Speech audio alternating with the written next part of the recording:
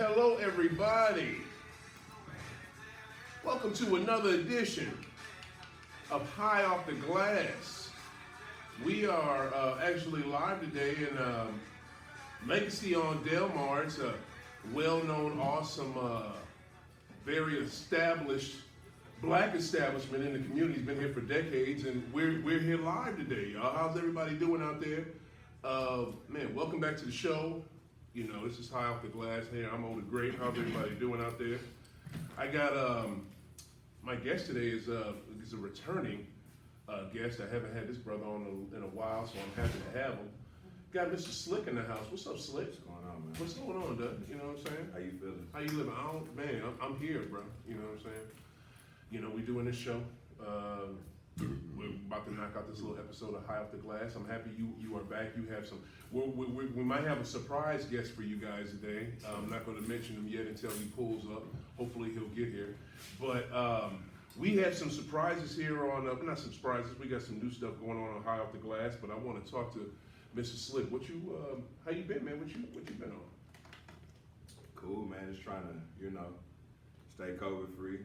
Ah. Take care of the babies. Work real hard. You know what I mean? That's like the most important thing right now, isn't it? Yes, sir. I mean, being COVID free is the ultimate. Staying alive, brother. Oh my goodness. What'd you think about the NBA Finals? I thought it was cool. I kind of knew that that the Lakers was gonna pull it off. Yeah. That was the projection at the beginning of the season. So I mean, LeBron and AD, man, and can't go wrong with that. Right on. It is like dumb quiet here, ladies and gentlemen. It is closed. The owners of Legacy were nice enough to let us use their establishment today. Mr. Hater Boss is in the back. I would do some sound effects, but he didn't check to see if we had Wi-Fi, so we got no sound effects today. But Hater Boston is here, and thank goodness he is here, because if it wasn't for him, we wouldn't have a show. Man, I wanted to jump into you, man. You excited me, bro. You said you got some stuff to get off your chest. You haven't been on the show in a while. Thank you for coming on during the pandemic. Like, you was coming on mid-pandemic. We was in, what was that? In the garage. Yeah, we was Coach. that was a virus, Corona Chronicles. Yeah. You know what I'm saying? We was doing it over there. You have excited me because you talking about you growing now, and you have actually harvested some stuff. We smoked it before the show, ladies and gentlemen. Can I tell y'all, it tasted great. It's fluffy. It's lovely. And the name of it is what, sir, that you made? You created this. Well, not necessarily created it. I got a seed, and the strand was called Super Lemon Haze. Okay. So, I was blessed with that, and Super Lemon Haze. Super Lemon Haze. Where'd you get the seeds from? Seeds was a good guy of mine. Good friend of mine. You got them here locally in St. Louis? No, not in St. Louis. California? Where? O'Fallon. Okay. Oh, okay. Okay, that's what's up. That's St. Louis. Nah, it definitely not. It's definitely not. It's not, but it's to the people out of town. But that's awesome, man. Like, so from seed to harvest, how long? What was that period of time? Man, mine was 127 days. 127 days. The process you go through, from germination all the way up into cutting it, taking it down from drying it and curing. Right. Curing is you can cure up to a year, probably longer than that. But the longer you cure, the better, the smoother your smoke. That sounds great. Take me back to the beginning stages of it. Once you first put it into the, what did you use? Did you use soil? Did you use what kind of? Yeah. So the beginning stage is pretty much just tapping the root that's in the seed. And what I pretty much did was, and it's real easy to. I put it in a glass of water, a couple of drops of peroxide, get some of that bad stuff up off of them, get them soaked and stuff like that. 24 hours, you come back, see if it's sunk to the bottom. Wow. Then what you do is you dump the water and the seed onto a paper towel. And you kind of you don't want to drench it, but you want to soak it, get it nice and wet, right? The seed in the water, fold the paper towel up, you put it in like a plastic bag, and you set it in a dark, cool area for about like 24, 48 hours. So you mean tell me when you first start off with this and you have your seeds, you don't go right to dirt, you go to a paper towel, you have to wash them first? Well, what you're doing, you just pretty much getting soaked and make sure the root is being tapped. Okay. Make sure there's a root up in there and it comes out, you're good to go. Wow. But it's, I'm talking about from, most people be thinking like, you can just get some seeds and just throw them in soil, water them and something happen. Yeah. I mean, it's the process how I was taught and what I've been seeing is way more than that. So you basically have to put them in a paper towel first so you can get the root going. Yeah, so you see that root. Right. Yeah, so right. you see that little root poking out. Yeah. It's time to go ahead. I put mine in some big cups. Mm-hmm. Put some soil up in there. I burned a couple holes at the bottom with a little lighter. So your runoff can go through when you water them. Mm-hmm. And to like my fingernail. Dig a little hole, put the seed in there, root down, not facing up, and don't pat it down. Just kind of like rub it a little bit, put a little bit dirt on top of it, put it on some light, and it's gonna go ahead and do its thing. Wow, that's awesome. That's awesome. So so once you do that, you have it in the soil. How long before you see something? Shit, you can see something.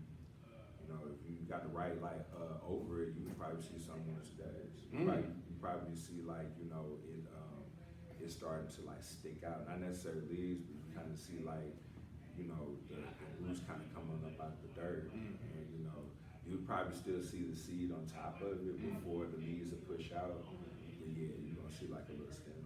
How did you feel the first time you saw something sitting there? I was excited. You know what I'm saying? Because that was my first time.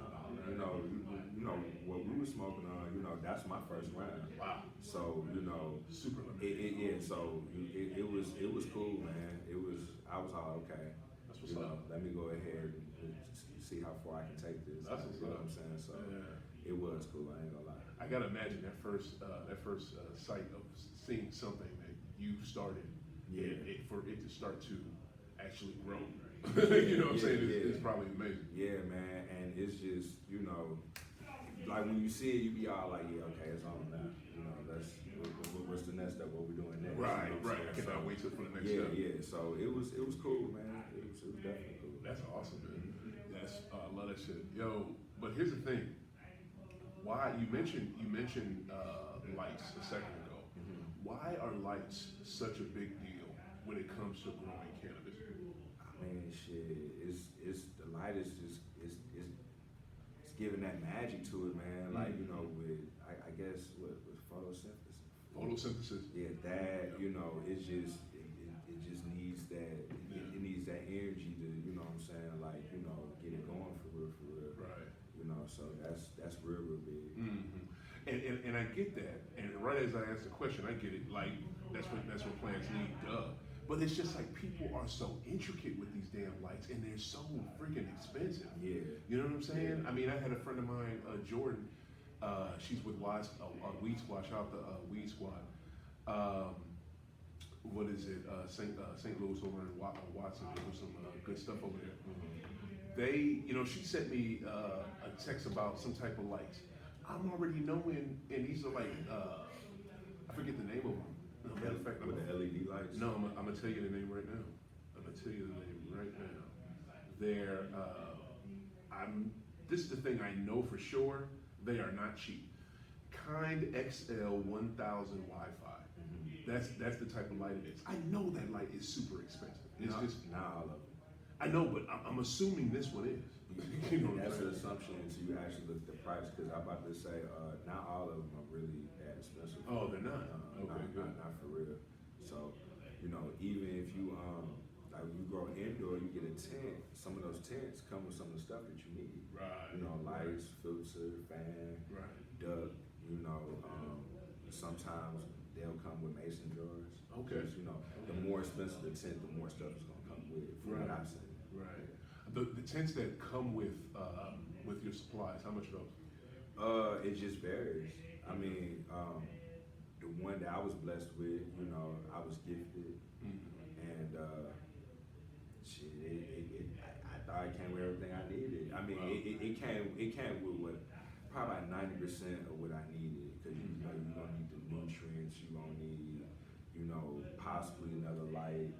You know what I'm saying? You know, the more light, the better. You know, you don't want to go 1,000 watts, but yeah, it pretty much came with everything what I needed, other than, you know, the nutrients and the soil. That's beautiful. Oh yeah, That's beautiful. Definitely. So at this step where you're starting to see, this isn't, I don't want to say what it is because I'm not sure.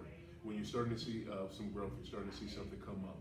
What happens now? It just kind of, what happens now pretty much, you can, you know, every couple of days, you know, you give it some water and you just let the light do its do.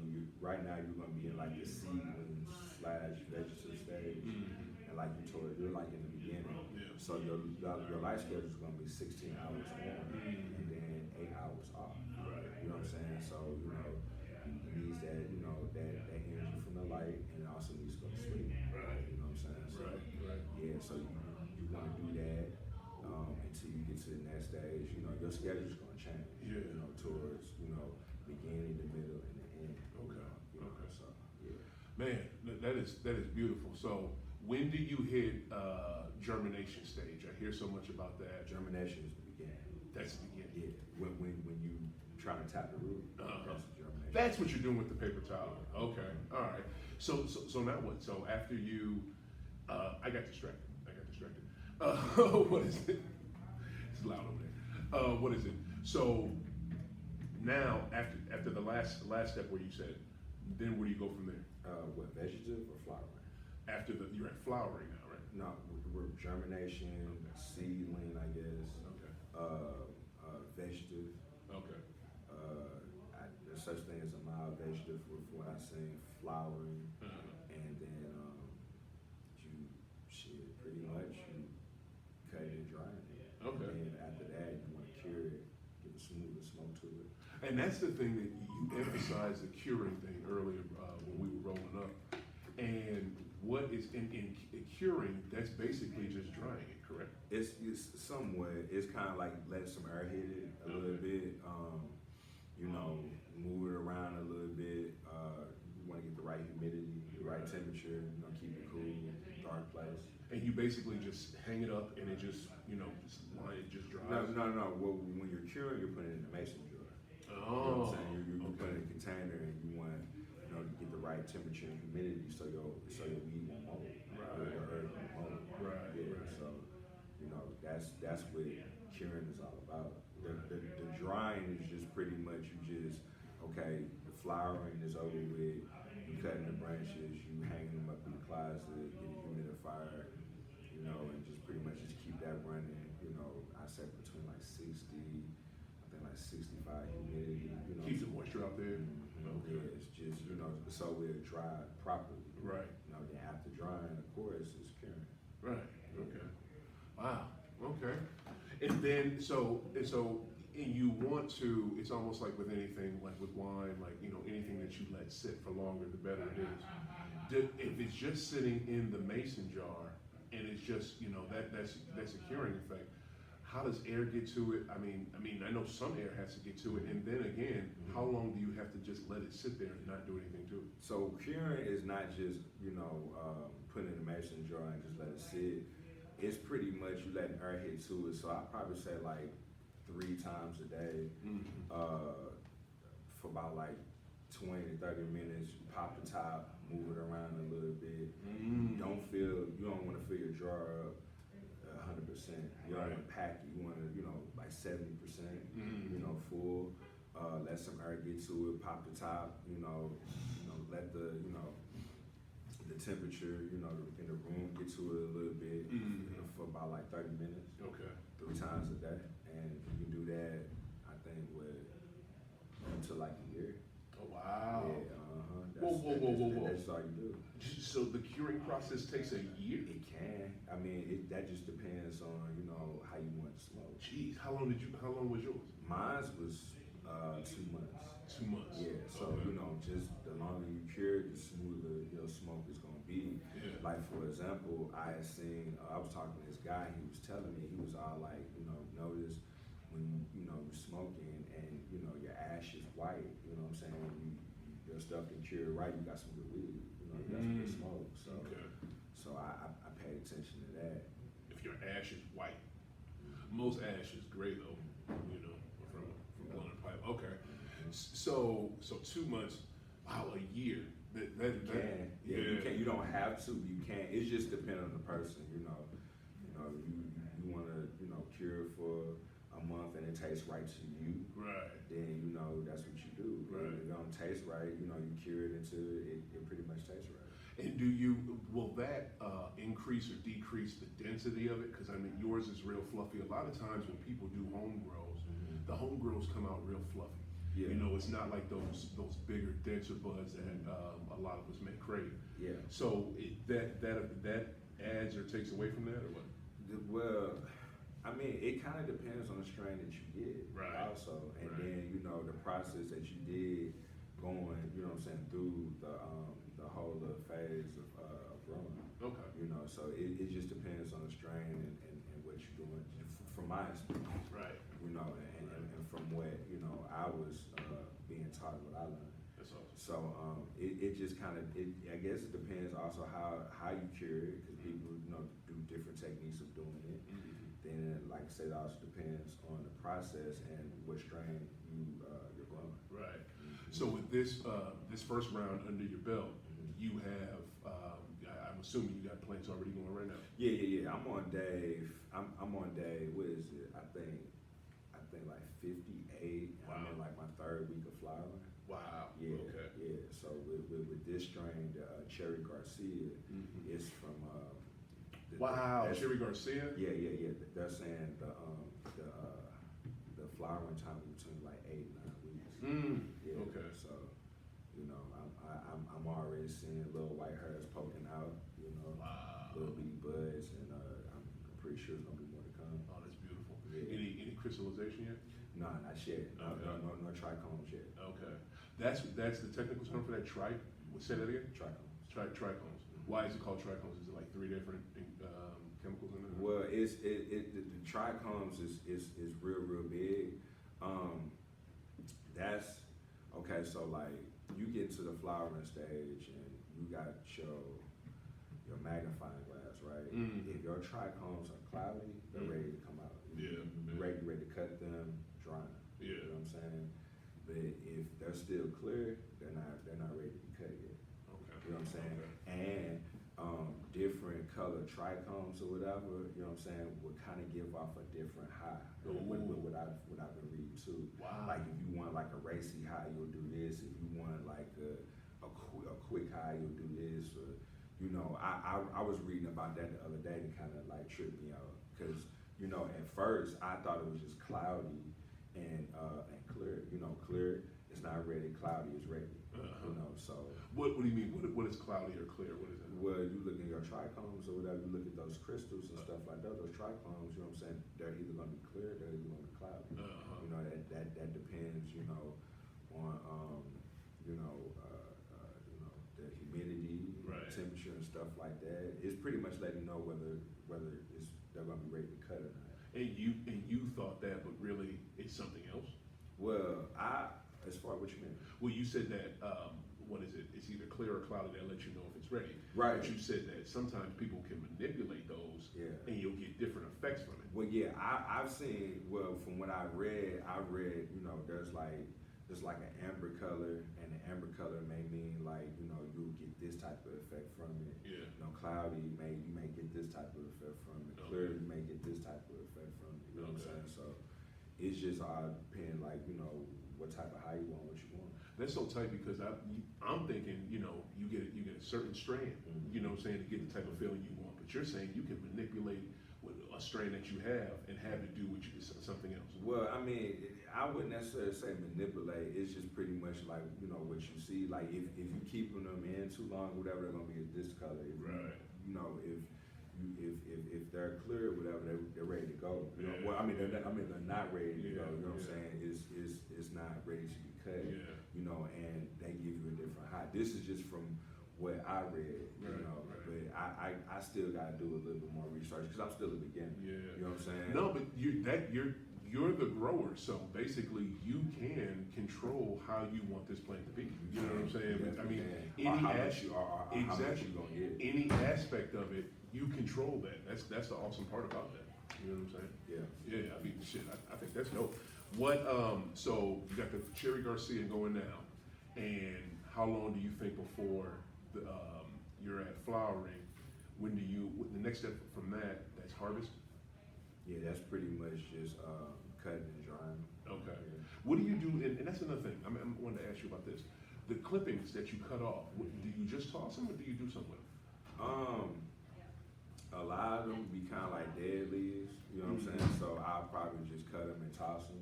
But you can do something with them. You know, my guy was telling me you can do something with them, but Right. I was trying to make my buds look all pretty and stuff while they was drying. So I was trying to give them like a little, edge up and stuff like that. Yeah, You know, I really wasn't worried about, what you can do Mm-hmm. with the rest of it. I'm sure there is.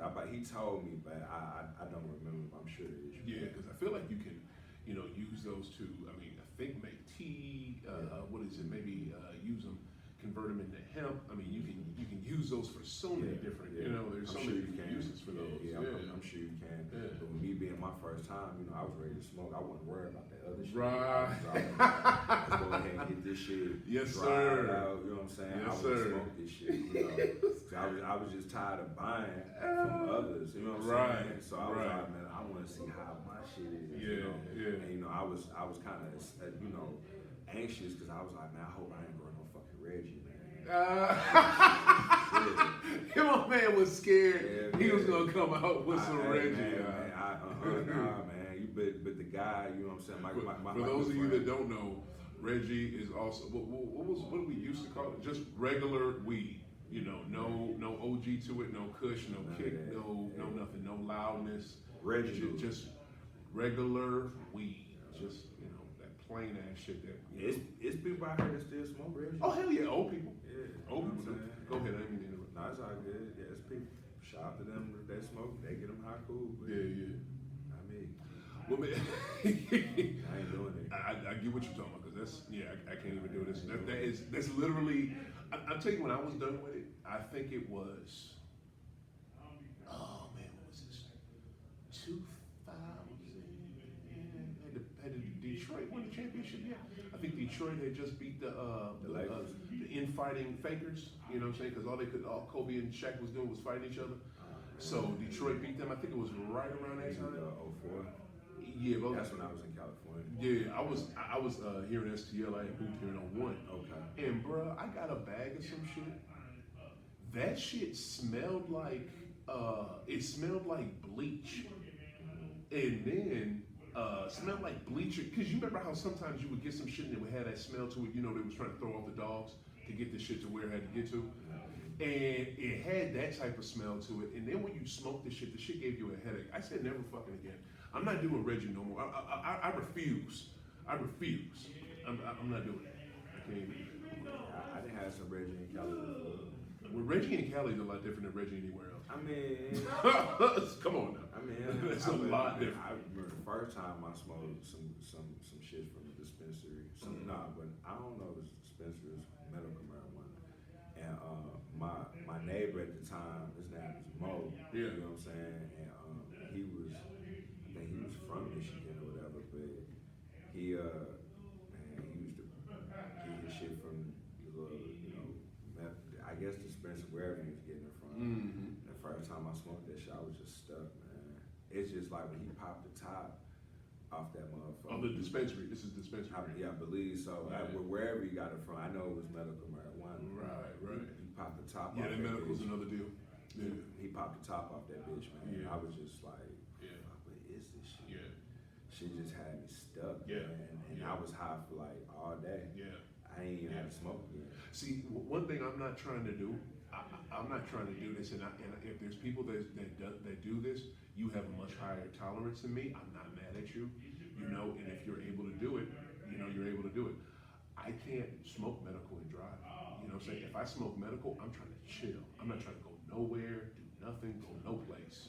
That stuff will have you dumb stuff. Like I mean, I guess it just depends on who you are. See with me, when I smoke, whether it's some gas or whether it's just some cool or whatever.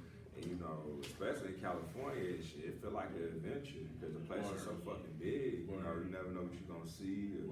Going to, I be on real chill, especially out there driving and shit like that.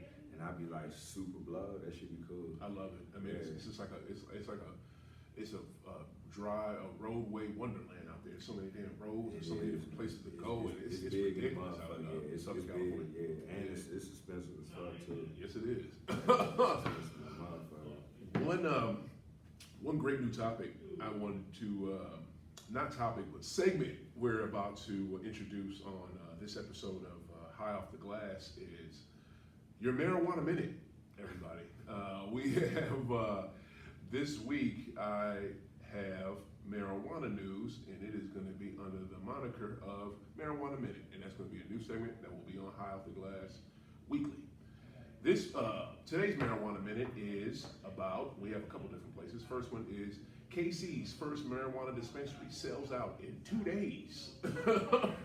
Fresh Green Dispensary in Lee's Summit opened Monday, but with limited supply, sold out by Tuesday. So that was that place. Other fun fact about it, it's located in an old Blockbuster. So we miss you, Blockbuster. Me personally, I know I Throwback. You know what I mean? Old school, man. I'm on Blockbuster. To mention from what you said earlier about making sure you don't have mold on your marijuana, Missouri finds no mold growth on medical marijuana project that was investigated. According to the DA, according to a release from DHSS, results from the retest all fell well within acceptable limits for the relevant tests. In Jefferson City, earlier this week, the Missouri Department of Health and Senior Services launched an investigation after a complaint that medical marijuana purchased in the state contained mold growth. See, man, that's that temperature, man. It's probably too hot, man. No, but listen. A spokesman said that the related product batch was retested, and the state found no evidence that the product batch presents a health or safety concern. So it is. Man. Mold on anything is bad. You breathe this shit is bad, man. Well within acceptable limits. Crazy, dog. Yeah, you know what? Yeah. It was That is kind of, you know what? That's not. It doesn't say none. You know what I'm saying? It says well within acceptable. But here's the thing. That humidity was too damn high. I hear you on that. It had to be. I hear you on that. But since you are growing stuff, this is organic. You know what I'm saying? This is from the ground. Isn't there a chance of some type of mold anyway, just for growth? It's a chance, but I mean, when you growing indoors, you can pretty much control that temperature indoors. You know what I'm saying? Better than when you do outdoors. I hear what you're saying, but what I'm saying is, isn't mold something that it's kind of like what am I looking for? Like amoxicillin, like that nasty bacteria. Isn't that needed? To help with the growth of the plant. Man, from what I know, you don't want any mold I at don't all. want any mold on my shit. Oh, you know what I'm saying? From what I've been through, I've always been taught mold is bad. You don't want that shit on your shit. Right. That's just what it is. Right. I try to get the humidity right, and I try to get my temperature right inside my shit. Right. So I don't want none of that. That'll work. Yeah, That'll work. None of that. Yeah. All right. Well, shit. I mean, that makes sense because Lord knows when you smoke it, if it does something to you, and that's when I guess that's when them shrooms come in there. I'm about to say, man, you don't want to see none of that on your plant, man. You'll be able to see it, and you gon' and that can possibly ruin the plant. There you go. Listen to Slick, y'all. If you see it on it, get rid of it. Get no mold. Well, oh yeah, it's distracting. It's distracting.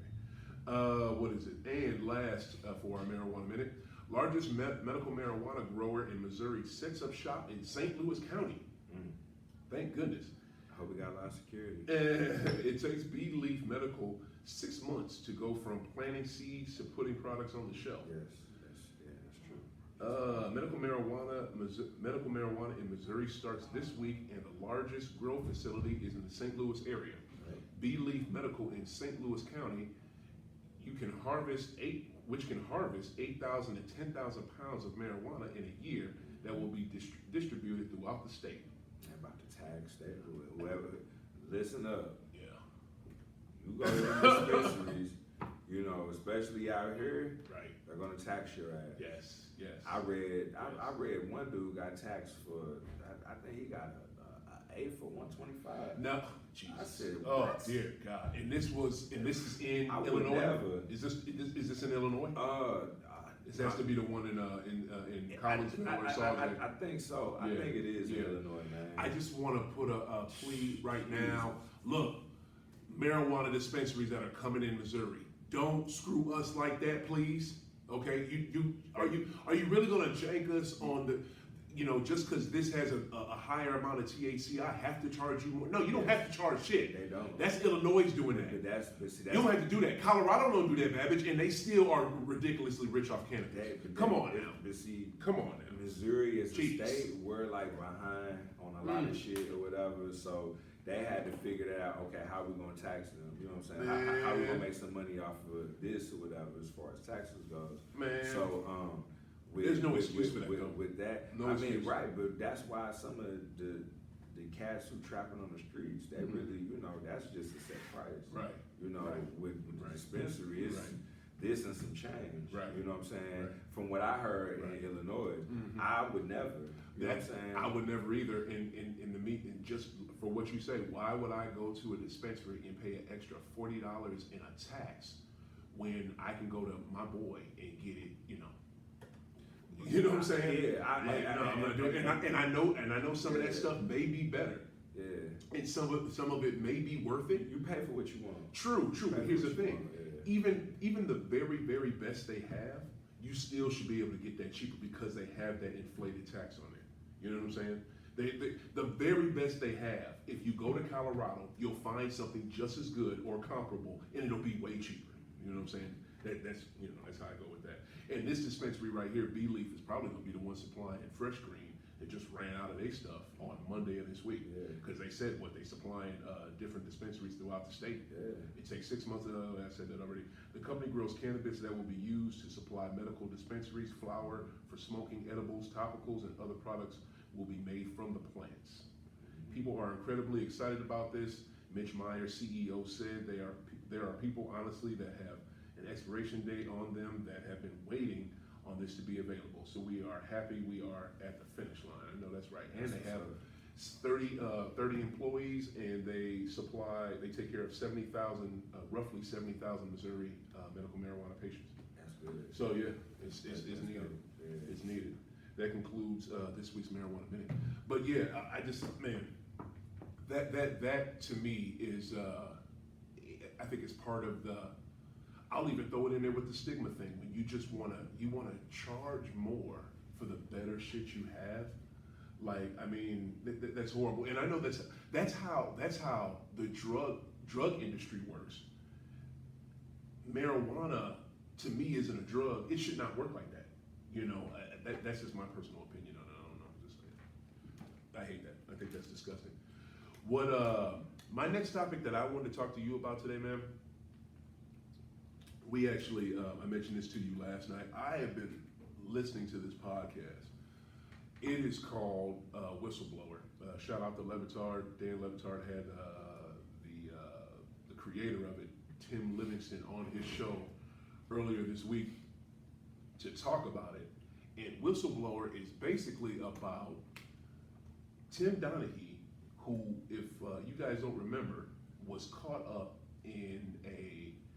was basically the scapegoat and the target of gambling ref in the NBA, gambling on games, and gambling on games that he actually ref. Mm-hmm. And this, it was going on for a while, broke in 2007. Do you remember this, sir?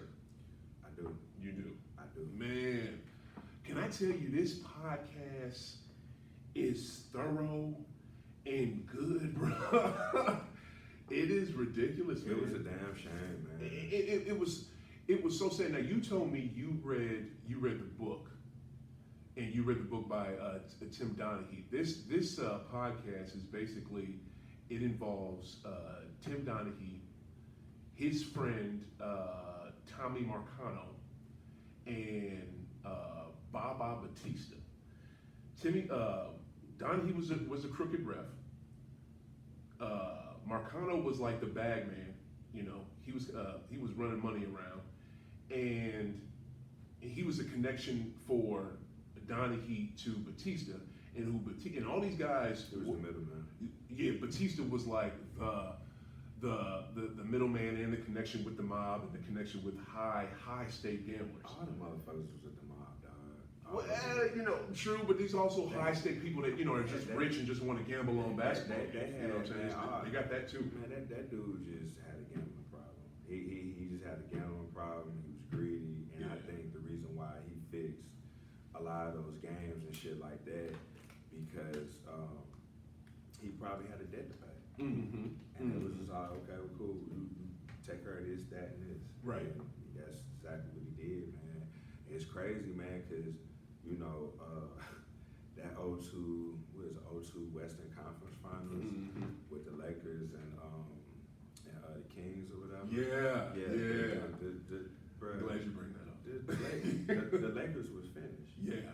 You know what I'm saying? Yeah. And I just knew that was gonna go ahead and get dethroned, but hell, shit, when you send these motherfuckers so they shoot 18 more free throws. Right. You know what I'm saying? Right. Then, you know, the Kings, man, I mean, you know, it was, I'm telling you, man, once they beat them, I was like, they're gonna win the finals. Cause I was already saying whoever came out the West between these two, they're gonna win the finals, and that's exactly what happened, man. Let me ask you this: do you remember who ref that game? Do you remember the refs? Shit, Tim Donaghy was there. That was at that game. He ref. Here's the thing: he didn't ref that game. He did ref that game. You sure? I'm positive. You sure you ref? I'm positive. Yes, he did. Okay, because here's the thing: the podcast really goes into.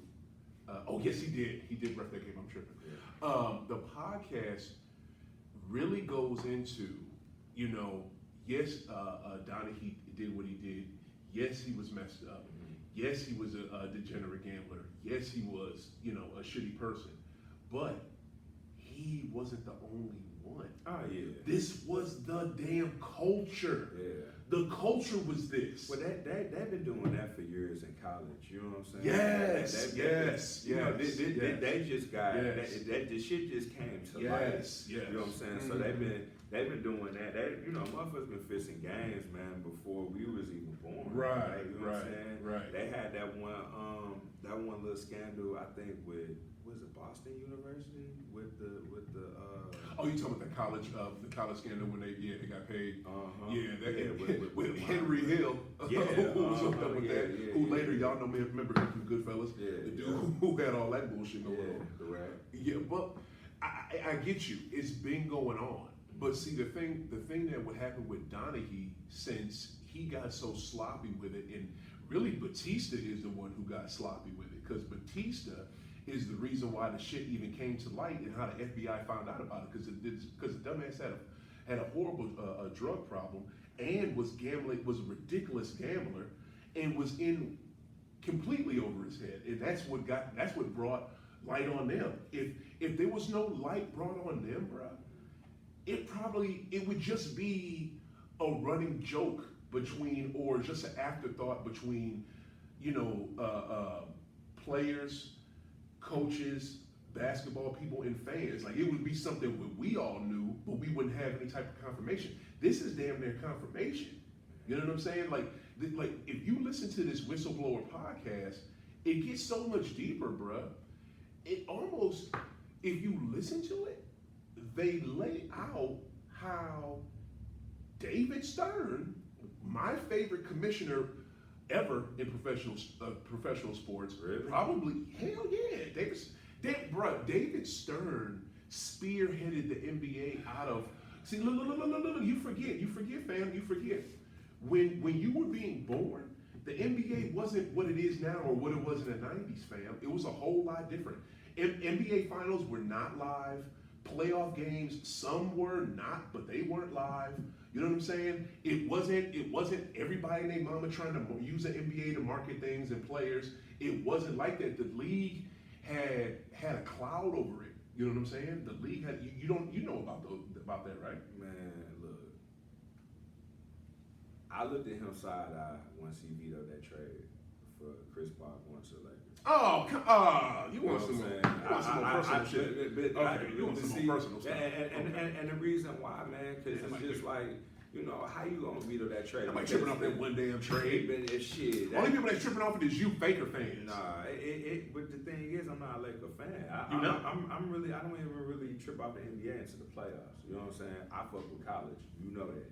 You know what I'm saying? Yeah. But it's just that I didn't like what went on with that when, you know, you had, he talking about a competitive advantage for the Lakers, but, you know, I mean, so LeBron can go over here, KG and Chris Paul, not Chris Paul, Ray Allen can go over here, Rasheed Wallace can go there, you know, Kevin Durant can go here.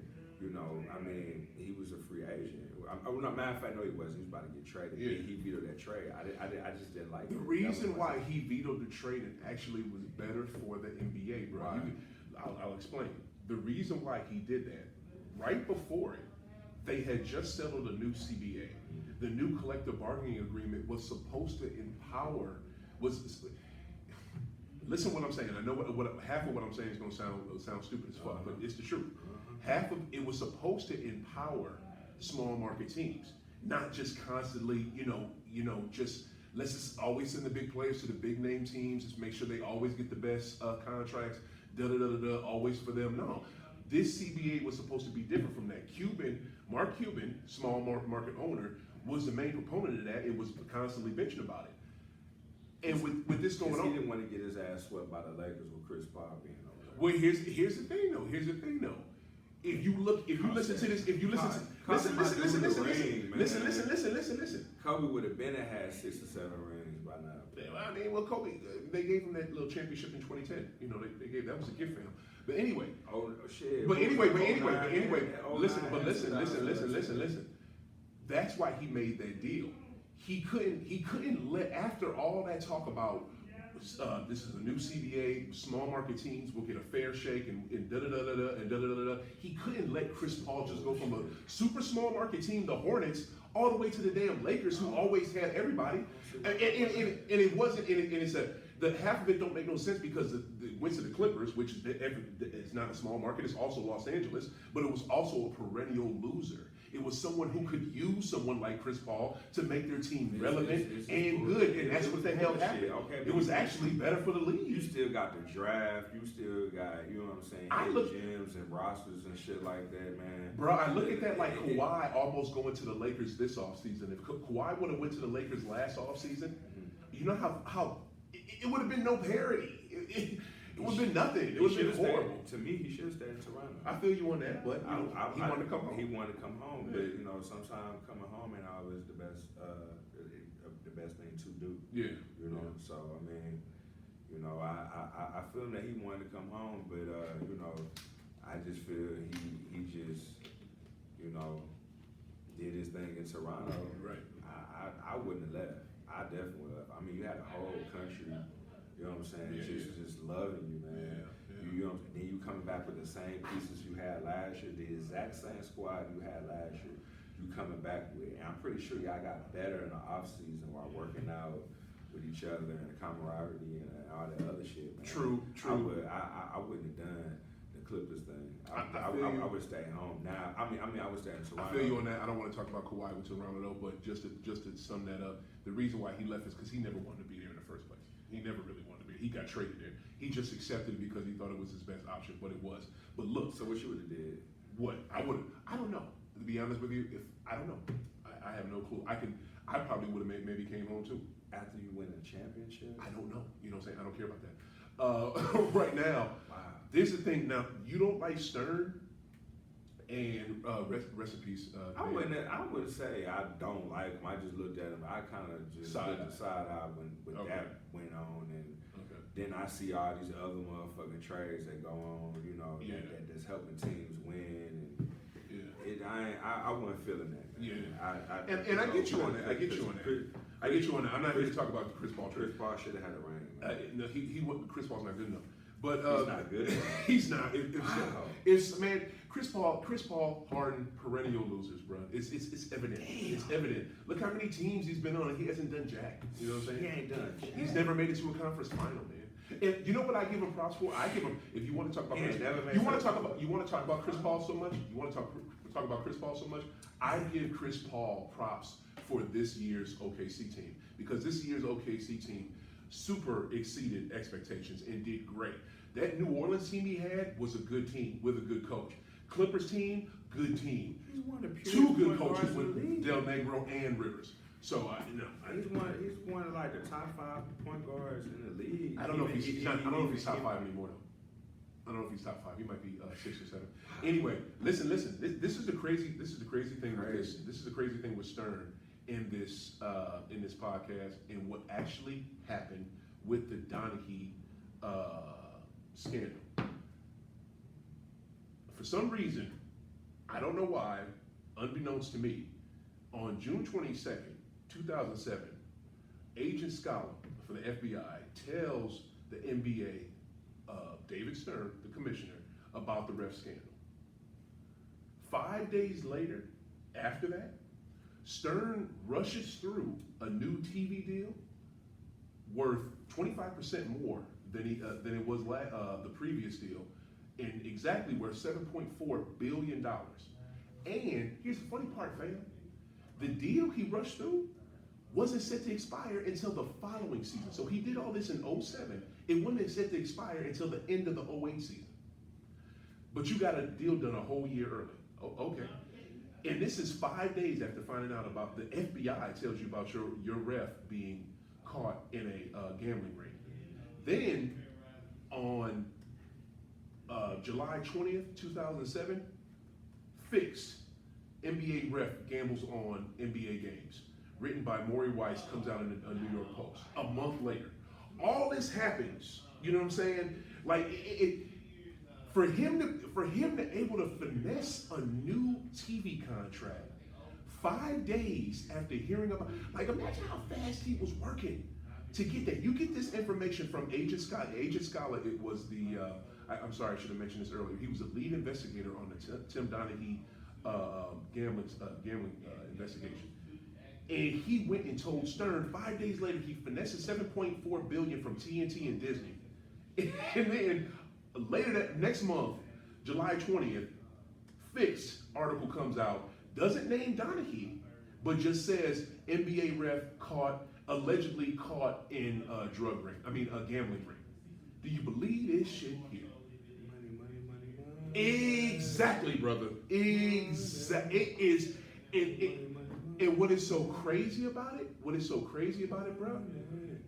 If you listen to this, if you read, I think in the book you read about Donaghy, did he break it down how it was a known thing that teams that were supposed to advanced, and teams that weren't didn't? They was pretty much amongst each other and telling like, okay, we gonna stretch the series out, you know what I'm saying, to make, more money as far as like, the NBA goes. Exactly. And shit like that. Putting people in the stands, Exactly. Because when, people, you get people in the room or whatever, you're gonna get some money. Right. Right. So he was trying to extend the series and stuff like that. Always. So, that's more money for him. Mm-hmm. I just didn't. He fucked up a lot of legacies though. You know what I'm saying? I wasn't feeling that. You know what I'm saying? That was some fucked up ass shit. What was? Oh, okay. That was some messed up ass shit. I'm sorry. That was some messed up stuff. My bad. Right on slick No, you good, bro. You good. But yeah, he caught Sacramento a ring, man.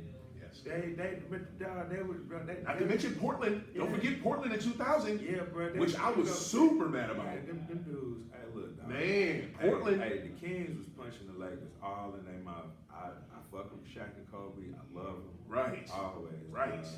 But that particular series, they was getting punched in the mouth. Right. You know what I'm saying? They dig into that game too, into the podcast. They actually interview Scott Pollard, and Scott Pollard is on the bench, looking at what's his face, looking at the C web, and I think Vladi on the bench with him too, and they looking at each other laughing. It's just like, and this is game 6 now.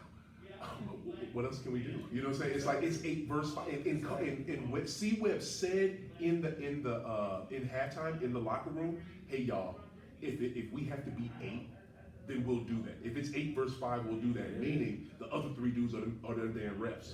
You know what I'm saying? If we have to do that, we'll just do that. And everybody was on that mindset. They were ready to go. You know what I'm saying? You talking about fucked up ass calls, man. That's why I said they cost them a ring. They did. Because Sacramento would advance to the finals of that. They definitely got They did. And if Sacramento would have won that year too, it would have. really want to see Webb get a ring. Oh, C Webb deserved the ring like no other. He deserved the ring like no other. All them cats, even what was it? Bobby Jackson was on that. Bobby Jackson, Mike Bibby, Peja, my boy, what was it? That was my dude. Doug Christie was so damn cold, bro.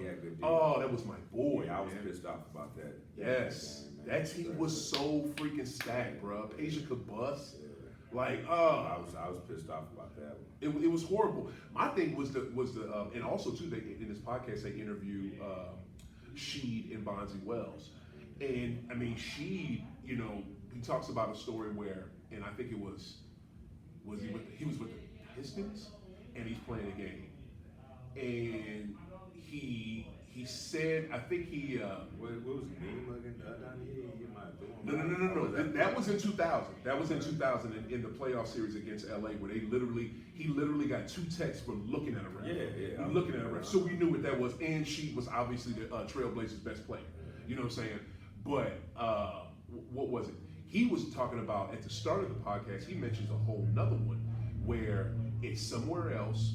It's not a playoff game. He's with the Pistons, and so ref throws him out for basically he didn't touch the dude. He didn't touch dude at all, but he gets thrown out the game. And they're on the loading dock waiting for their charter bus to take them back to the airport. And he says to the ref, "Hey man, you need to start doing something different because you're making it obvious. You're making it look too obvious."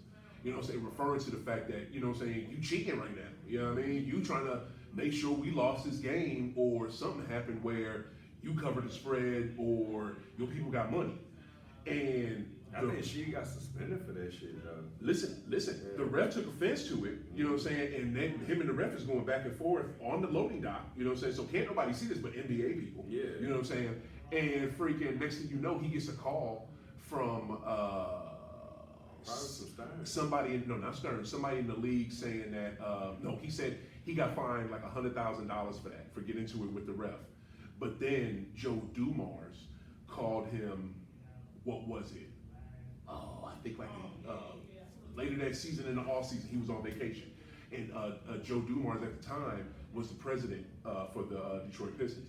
And he wanted to say, "Hey Sheed, I'm sorry to call you on your vacation, but just want to let you know about that ref. You was right." You know what I'm saying? Yeah. Like that was basically it. Like he knew what was up. It's always something that's dirty when it comes to money, man. Individuals, it's like if you put that carrot in front of them, you know what I'm saying? Even though you're giving them carrots, you know what I'm saying? They have carrots, you know what I mean? But if that carrot you put in front of them is bigger, they want that carrot. You know what I'm saying? Like they're not happy with the carrots they already get. It's crazy, fam. Yeah, man. I always say, man, money, sex, and drugs make the world go round. It do. Sports too. It do. You know what I'm saying? Bro, like that definitely make the world go round. Here's another revelation from that. We're about to wrap it up. Here's another quick revelation from that podcast. Bruh, these refs in the 90s. Donnie, he said in 94 the man was making $70,000 a year. Yeah. $70,000 a year. But they still got caught up in the IRS caught them in a plane ticket scandal. Taking plane tickets and getting first class tickets, turning them in, downgrading the tickets, and pocketing the money, and either flying on lower class, or driving, and just pocketing the money. It's just ridiculous, man. But this was a great episode of High Off the Glass. Slick, I'm glad you came through, bro. Right on, man. You all right, man? You worried about old boy outside? No, I'm not worried about it. Yo, thank you for coming through today. Thank you for your knowledge on the harvesting, man, on the plant. I appreciate that. For real, we got it in. Appreciate it. Man, yo, this was another episode of High Off the Glass. Thank you everybody for listening today. I want to shout out to Slick, Hater Boston, for making this happen. Why you keep calling him Hater Boston? That's his name. It's Hater Boston. I thought it was just Boston. It is, but we gonna change some shit coming soon. That hater shit from me out. Shit. Shit. I don't give a fuck if it is true. You gonna stop calling me that? I ain't saying you lying, but fuck that. Hey, you know, at least he acknowledges, so maybe we can't. All right, so this was a great episode. I want to say peace out to everybody. Love y'all. Everybody keep hooping, keep smoking. We out.